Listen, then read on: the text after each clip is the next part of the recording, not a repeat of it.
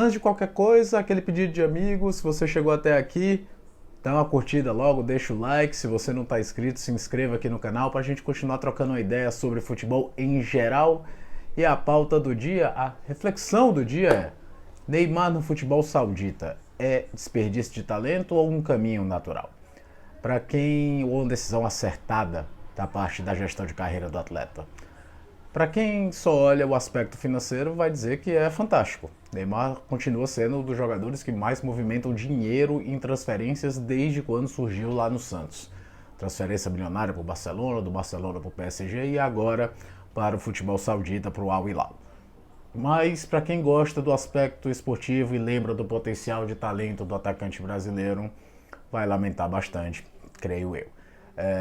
Se alguém me dissesse em 2009, quando o Neymar começa a virar jogador-chave do Santos, que depois em 2010 ganharia a Copa do Brasil, Paulista, em 2011 a primeira e única Libertadores do Santos pós-era Pelé, que o Neymar aos 31 só teria um título pela seleção brasileira principal, a Copa das Confederações de 2013, apenas uma Champions League em 2015 pelo Barcelona, e nenhuma participação 100% relevante em Copa do Mundo, apesar de ter disputado 3, e que não foi artilheiro de nenhum campeonato nacional, e aqui, nessa idade, aos 31, ainda muito jovem, já estaria jogando no futebol árabe, eu ia dizer, você está de sacanagem, você está querendo jogar uma zica na carreira do garoto.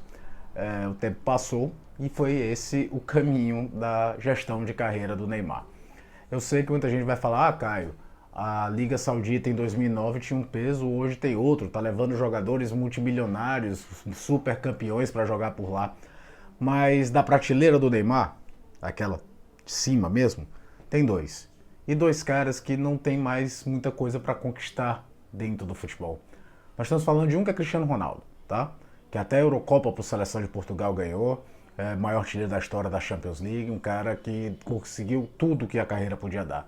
E do outro, o cara que simplesmente levou o Real Madrid a um título de Champions League depois que o Cristiano Ronaldo saiu.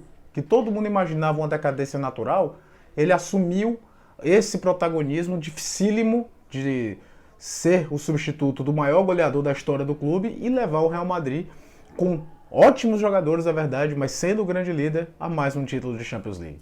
O estágio esportivo, não estou nem falando da idade, tá? Mas o estágio esportivo do Benzema e do Cristiano Ronaldo é completamente diferente do estágio esportivo do Neymar. Existem outros jogadores relevantes na Liga Árabe? Existem.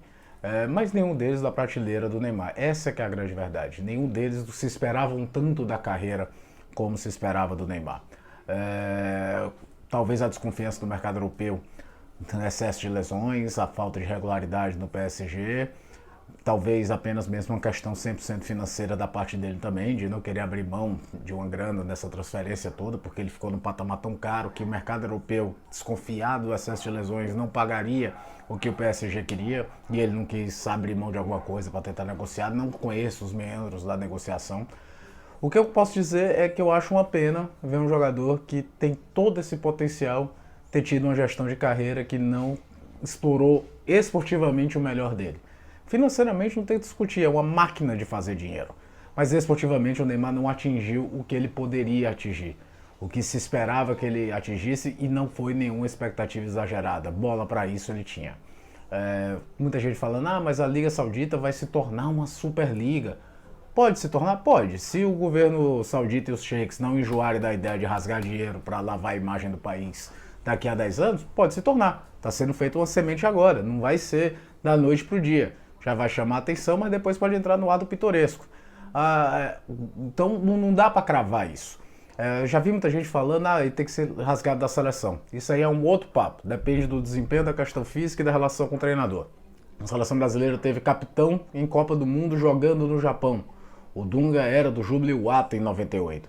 A seleção brasileira teve com o Tite, por exemplo, jogadores relevantes atuando no futebol chinês. Paulinho e Renato Augusto. Em 2014, o Felipão levou o goleiro do Toronto FC para a Copa do Mundo, o Júlio César.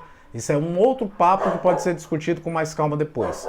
Mas não barra o jogador de ser convocado porque está jogando lá. E aí eu até discordo um pouco disso. É saber se o Neymar vai levar a sério jogar na Arábia. Agora, voltando ao peso da Liga Saudita, o que está sendo feito agora é plantar uma semente para no futuro essa liga ser mais relevante.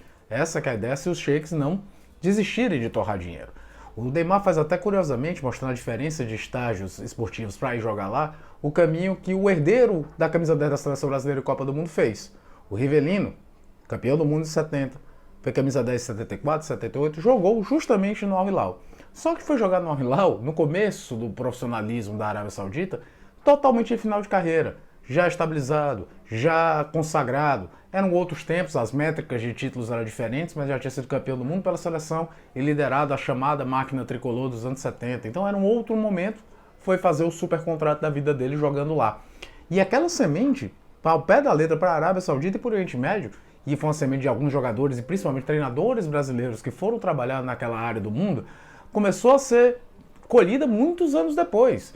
O Oriente Médio começou a ir para a Copa do Mundo, o Kuwait vai em 82, o Iraque em 86, o Emirados Árabes vai em 90, mas a Arábia Saudita mesmo só consegue uma Copa do Mundo em 94, comandada justamente nas eliminatórias, não na Copa, mas nas eliminatórias por Candinho, técnico brasileiro, vice-campeão brasileiro em 96 pela Portuguesa. Ou seja, o Neymar repete uma trajetória do Rivelino, legal, até uma curiosidade bacana, mas quando você olha o estágio da carreira que era o Rivelino e olha o estágio da carreira do Neymar, vê que muita coisa era diferente.